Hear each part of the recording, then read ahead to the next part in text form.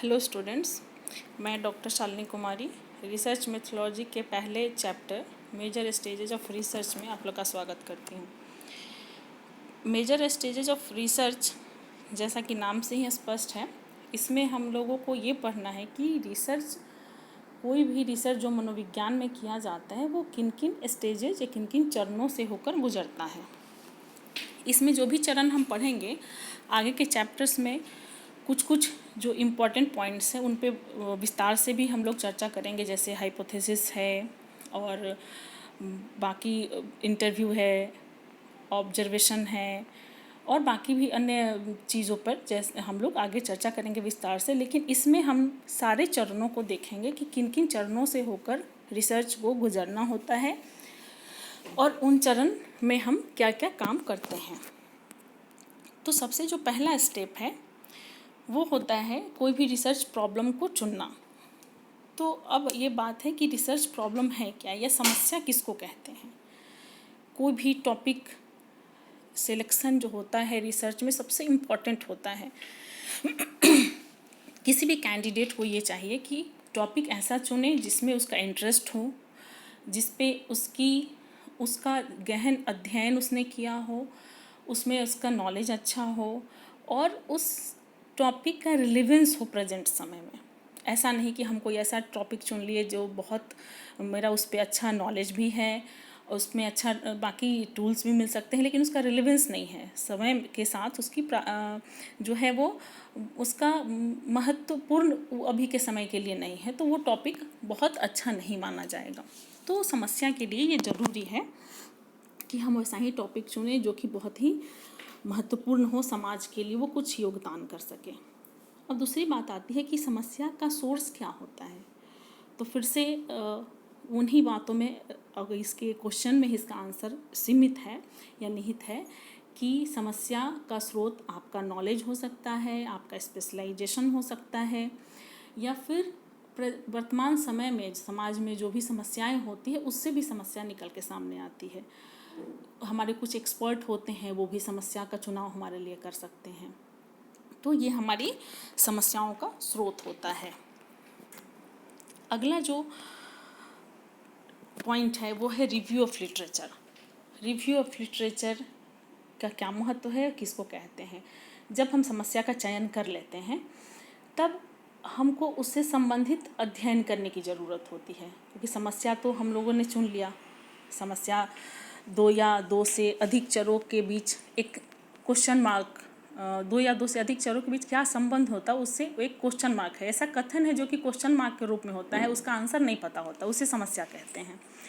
तो हम लोगों के पास अब टॉपिक है, वेरिएबल्स हैं जिनके बीच में संबंध ज्ञात करना है, परंतु अब इसके पहले उससे संबंधित क्या रिसर्च हो चुके हैं या उससे कुछ आसपास भी कुछ रिसर्च हो चुके हैं, उनको हमको पढ़ना होता है, जिसको हम रिव्यू ऑफ लिटरेचर कहते हैं। इसको हिंदी में कहते हैं संगत अध्ययन। तो इस रिव्यू ऑफ लिटरेचर के लिए हम अलग अलग तरीके का शोध, अलग अलग रिसर्चेस पढ़ सकते हैं, आर्टिकल्स पढ़ सकते हैं, न्यूज़पेपर हो गया और भी बहुत सारे मीडिया हो गया, आज तो मीडिया है, गूगल है, बहुत सारे माध्यमों से हम रिव्यू ऑफ लिटरेचर कर सकते हैं। रिव्यू लिटरेचर का एक अन्य महत्व भी है रिसर्च में कि ये हमारे दोषों को, जो शोध समस्या में कुछ दोष हैं उनको भी ये हटाता है। जैसे कि हम कोई टॉपिक चुन लिए, अब हम उसके आगे जाके हम रिव्यू कर रहे हैं तो पता चलेगा कि कुछ वेरिएबल्स इसमें अच्छे नहीं हैं या उससे संबंधित अच्छे टूल्स नहीं मिल पाएंगे, तो हम उसी समय अपनी समस्या को ठीक कर लेते हैं। यहाँ एक बात और ध्यान देने लायक है, ज़रूरी नहीं है कि हम जो रिसर्च करने जा रहे हैं उससे पहले शोध हो ही चुके हैं। ऐसा भी हो सकता है कि बिल्कुल आपका जो शोध है बिल्कुल नया है, आप पहले व्यक्ति हैं जो उस टॉपिक से रिसर्च कर रहे हैं, तो आपको कोई रिव्यू नहीं मिल सकता है। उस स्थिति में हम उससे दूर दूर तक भी कुछ रिलेटेड कुछ शोध हुआ है उसको हम पढ़ते हैं कि एक दिशा निर्देश मिल जाए, कि हमको एक दिशा का प्राप्ति हो जाता है कि हम आगे किस दिशा में काम करने वाले हैं, किस तरह से हमारे सामने समस्याएं, चुनौतियां आ सकती हैं। थर्ड स्टेज होता है जो शोध का या रिसर्च का, वो होता है पर्पस। हमारे शोध का पर्पस क्या है ये देखना है। तो पर्पस 3 मुख्य पर्पस हो सकते हैं। पहला, हमको कुछ नया खोजना है, हमको कुछ नया जानना है, सीखना है और सच्चाई का खोज करना है। शुरू में एक चीज़ मैंने मिस किया, उसको मैं फिर से बताना चाहती हूँ कि रिसर्च 2 तरह का होता है। एक तो जो पहले शोध हो चुका है उसको फिर वर्तमान समय में उसकी प्रासंगिकता रह गई है या नहीं, उसको जानने के लिए फिर से हम उसको रिपीट करके सेम वेरिएबल्स का वर्तमान समय में हम उसी सेम कंडीशन में, सेम सिचुएशन में सेम वेरिएबल को फिर से हम रिसर्च करके देखते हैं कि उसकी प्रासंगिकता रह गई है या नहीं। और रिसर्च का दूसरा टाइप है कि हम कुछ नया खोजते हैं। तो ये हमारे रिसर्च के एम हो सकते हैं। चौथा चरण होता है हाइपोथेसिस का निर्माण, और ये बहुत ही महत्वपूर्ण चरण होता है। हाइपोथेसिस से तात्पर्य होता है कि हम जो भी चर लिए हुए हैं, जिन चरों के बीच हमने संबंध खोजना है या जिन चरों का एक दूसरे के ऊपर प्रभाव देखना है, उससे हम एक टेंटेटिव कंक्लूजन निकालते हैं, वो हाइपोथेसिस होता है। हाइपोथेसिस को हम हिंदी में कहते हैं पूर्व कल्पना। पहले ही एक कल्पना कर लेना कि क्या हो सकता है, इसका जो भी हमने समस्या लिया है उसका एक समाधान जो टेंटेटिव है वो क्या हो सकता है, उसको हम हाइपोथेसिस कहते हैं। हाइपोथेसिस के भी 2 प्रकार होते हैं, सिंपल हाइपोथेसिस और नल हाइपोथेसिस। तो सिंपल हाइपोथेसिस का संबंध रिव्यू ऑफ लिटरेचर से है। मान लेते हैं कि हम कोई भी ऐसा एक टॉपिक लिए हैं, कोई ऐसे वेरिएबल्स को चुने जिससे संबंधित पहले शोध हो चुके हैं, तो उस समय हम उन शोधों का, उन तथ्यों का आधार लेके हाइपोथेसिस बनाते हैं कि ये इस दोनों वेरिएबल्स में ये संबंध हो सकते हैं। परंतु अभी ऐसा भी हो सकता है जिससे पहले कोई अध्ययन हुआ ही नहीं हो, अपना ही आपका या मेरा अध्ययन जो शोध होने वाला है वो बिल्कुल नया है। उस स्थिति में हम नल हाइपोथेसिस बनाते हैं। और नल हाइपोथेसिस का प्रेडिक्शन होता है कि जो भी वेरिएबल्स हैं उनके बीच कोई भी संबंध ना होने की कल्पना, क्योंकि हमारे पास कोई तथ्य नहीं, हमको नहीं पता है कि दोनों के बीच नेगेटिव कोरिलेशन है, पॉजिटिव है, किस तरह का प्रभाव डालेगा एक दूसरे के ऊपर, तो हम कुछ भी ना होने का प्रेडिक्शन करते हैं और उसी को हम नल हाइपोथेसिस कहते हैं। अगला जो चरण है शोध का, बहुत ही महत्वपूर्ण चरण है, उसको हम कहते हैं रिसर्च डिज़ाइन। रिसर्च डिज़ाइन को अगर दूसरे शब्द में कहा जाए तो ये रिसर्च का ब्लूप्रिंट होता है। ब्लूप्रिंट या नक्शा, जैसे कि कोई भी बिल्डिंग बनाने से पहले नक्शे का ज़रूरत होता है, वैसे ही रिसर्च करने के पहले रिसर्च डिज़ाइन का ज़रूरत होता है। रिसर्च डिज़ाइन को देखते हुए ही हम पूरे रिसर्च को आगे एक दिशा देते हैं। या अगर केवल रिसर्च डिज़ाइन ही हम देखें तो पूरे रिसर्च में क्या होने वाला है उसका पता चल जाता है। तो रिसर्च डिज़ाइन में भी कुछ महत्वपूर्ण चीज़ें हैं जिसको पहले हम देख भी चुके हैं, जैसे एम्स, हाइपोथेसिस हमने देखा। अब है सैम्पल डिस्क्रिप्शन। सैम्पल डिस्क्रिप्शन का मतलब होता है कि आपका सैम्पल का साइज़ क्या है, मतलब कितनी संख्या में आप सैम्पल ले रहे हैं, उसका सिलेक्शन का एरिया क्या है, सिलेक्शन का मेथड क्या है, इन चीज़ों को सैम्पल डिस्क्रिप्शन में कहते हैं। इसमें भी एक बहुत ही महत्वपूर्ण आता है पॉइंट, वह है सैम्पल डिज़ाइन। सैम्पल डिज़ाइन का मतलब होता है किस डिज़ाइन को लेके आप आगे बढ़ रहे हैं अपने रिसर्च में, जिसमें स्टैटिस्टिकल एनालिसिस उस तरीके से करेंगे। एग्जाम्पल के लिए हम बताते हैं, रिसर्च डिज़ाइन को 2 मेन भागों में बांटा गया है, एक्सपेरिमेंटल डिज़ाइन और non experimental design. Non experimental design में बहुत सारे टाइप्स आते हैं, जैसे सर्वे है, केस स्टडी है, कोरिलेशनल है। एक्सपेरिमेंटल डिज़ाइन का बहुत ही महत्वपूर्ण डिज़ाइन है फैक्टोरियल डिज़ाइन।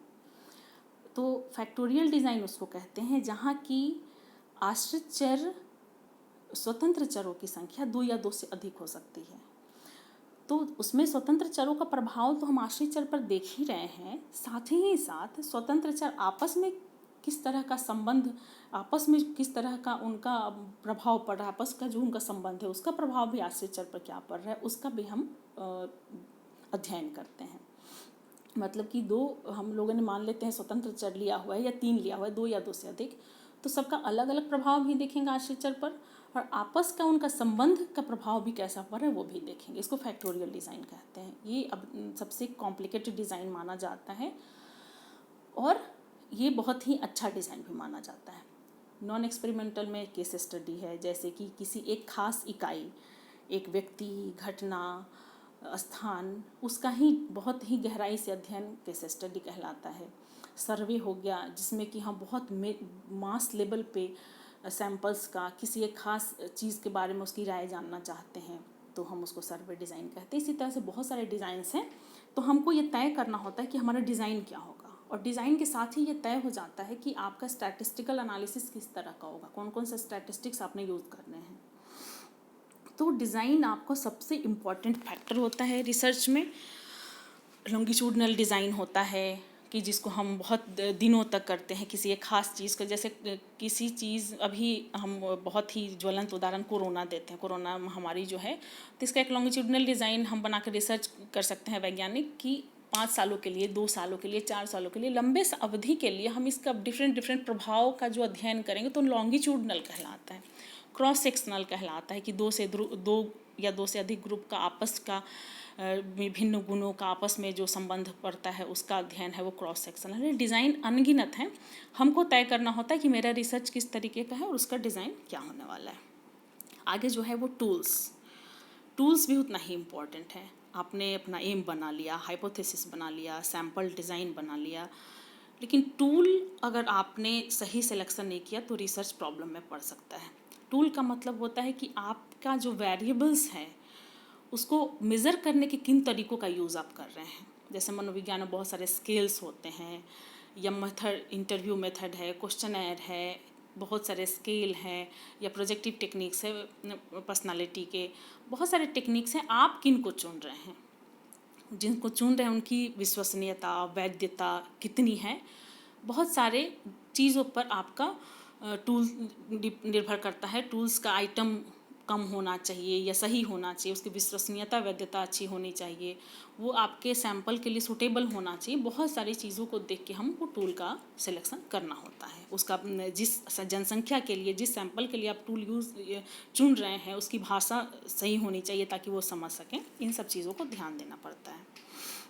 आगे है टेक्निक ऑफ एनालिसिस, जो कि हम सैंपल डिज़ाइन में समझा चुके हैं कि आपका डिज़ाइन बताता है कि आपका स्टैटिस्टिकल एनालिसिस किस तरह का होगा।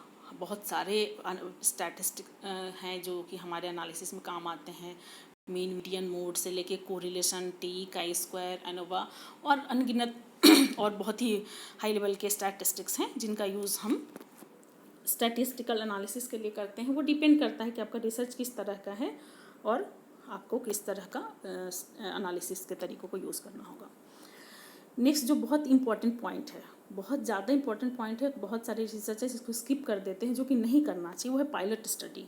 अब जब सब कुछ आपने तय कर लिया, आप अब रिसर्च करने वाले हैं, उसके ठीक पहले एक छोटे से सैंपल साइज़ को लेके आपको एक स्टडी कर लेना चाहिए। सेम आपको समझना है कि हम मेन रिसर्च ही कर रहे हैं, बस सैंपल साइज़ छोटा हो। जैसे मान लेते हैं मेरा प्योर रिसर्च का सैंपल साइज़ 100 है, तो अभी हम 10 लोगों के ऊपर अपना पूरा रिसर्च उसी तरह से करेंगे, और उसका जब कंक्लूज़न निकल के आएगा तब हमको पता चल जाता है कि इसमें क्या क्या प्रॉब्लम होने वाले हैं, क्या इफ़ेक्ट, साइड इफ़ेक्ट्स है, इसको कहाँ हमको घटाना बढ़ाना, किस चीज़ में हमको और इम्प्रूव करना है, और उस चीज़ को इम्प्रूव करके हम आगे बढ़ते हैं। तो पायलट स्टडी बहुत ही ज़रूरी फैक्टर है।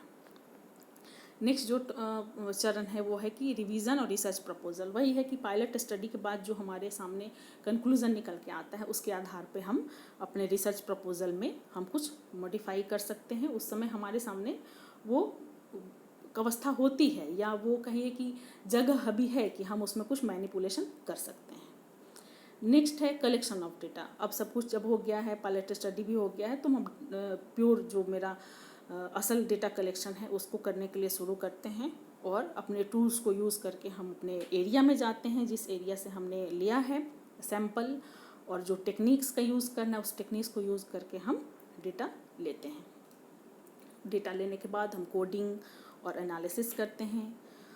एनालिसिस करने में फिर वही कोडिंग करने में पहले आप सारे स्केल जिस चीज़ का भी यूज़ किया है, जिस भी टेक्निक का यूज़ किया है उसको कोड कर लेंगे, स्कोर में उसको बदलेंगे। उसके बाद जिस भी स्टैटिस्टिक्स को सूटेबल आप समझते हैं, आपके एक्सपर्ट समझते हैं, उसका यूज़ करके आप डेटा का एनालिसिस करेंगे। डेटा एनालिसिस का मतलब होता है कि आपका डेटा अभी तक रॉ डेटा है, अब उसको संख्या, रॉ डेटा का से कोई मतलब निकल के नहीं आता है सामने, उसको एक संख्या में बदलना पड़ता है ताकि उसका कोई मीनिंग निकल सके। जैसे आप किसी का इंटेलिजेंस मेज़र कर रहे हैं तो आपने इसको स्केल लगा दिया, मान गए मोहसिन जनरल इंटेलिजेंस टेस्ट आपने लगा दिया, उसमें टिक करके जो भी अपना सही समझा आपको दे दिया, परंतु जब तक आप उसको एक स्कोर में कन्वर्ट नहीं करते हैं उसके मैनुअल के अनुसार, तब तक उसका कोई मतलब नहीं निकलता है। तो इसके लिए एनालिसिस ज़रूरी होता है। अब जब आपने एनालिसिस कर लिया है, तब आप कंक्लूज़न और इंटरप्रिटेशन करते हैं। आपको एक कंक्लूज़न मिल गया है कि पूरे रिसर्च में आप क्या कंक्लूड किए, क्या रिजल्ट सामने आया, और उस रिज़ल्ट को चूँकि आप सबसे बेटर समझ रहे हैं, तो आप अब उसका इंटरप्रिटेशन करेंगे दूसरों के लिए और इंटरप्रेट करके उसको बताएंगे, ताकि हमारे रिज़ल्ट का क्या मतलब है, वो हाइपोथेसिस से मेल खाता है या नहीं खाता है, अगर नहीं खाता है तो उसका कारण क्या है। आप इन सब चीज़ों को समझाते हैं, जिसको हम इंटरप्रिटेशन कहते हैं। और सबसे अंतिम और ये भी महत्वपूर्ण चरण है रिसर्च रिपोर्ट। रिसर्च रिपोर्ट को बहुत सुंदर से लिखना, साफ शब्दों में सरल शब्दों का यूज़ करना, ताकि इसको कोई भी पढ़े तो समझ सके कि आपने क्या रिसर्च किया है, इसका क्या समाज के लिए इसमें क्या योगदान है, क्या ये योगदान दे पा रहा है, इसका प्रेजेंट समय में क्या रिलेवेंस है, सिग्निफिकेंस क्या है, ये सारा चीज़ बहुत ही क्लियर होना चाहिए। और एक बहुत ही और इम्पॉर्टेंट चीज़ होना चाहिए, आप कोई भी रिसर्च करते हैं तो कुछ फ्यूचर फाइंडिंग्स छोड़ के जाते हैं। कोई भी चीज़ अपने आप में पूर्ण नहीं होती है। तो जब हम एक टॉपिक, एक प्रॉब्लम को 2 या 3 साल या 5 साल देते हैं, तो हम अच्छे से समझ जाते हैं कि हमने जो कि कंक्लूड कर लिया है, मेरे रिसर्च का रिजल्ट आ गया है, परंतु उसमें और कुछ आपको कमियां दिखती हैं जो हो सकती थी, उसको आप फ्यूचर फाइंडिंग्स के लिए छोड़ के जाते हैं, ताकि नेक्स्ट जनरेशन या कोई और उससे रिलेटेड रिसर्च करने जाए, और अगर आपके रिसर्च रिपोर्ट को पढ़े तो उसको ये क्लू मिले कि इससे और रिसर्च हो सकता है।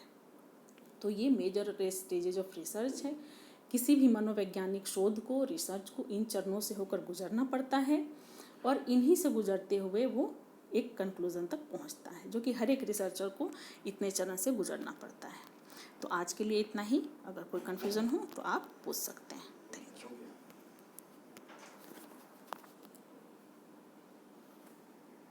स्टॉप करवा दी तब ना खत्म।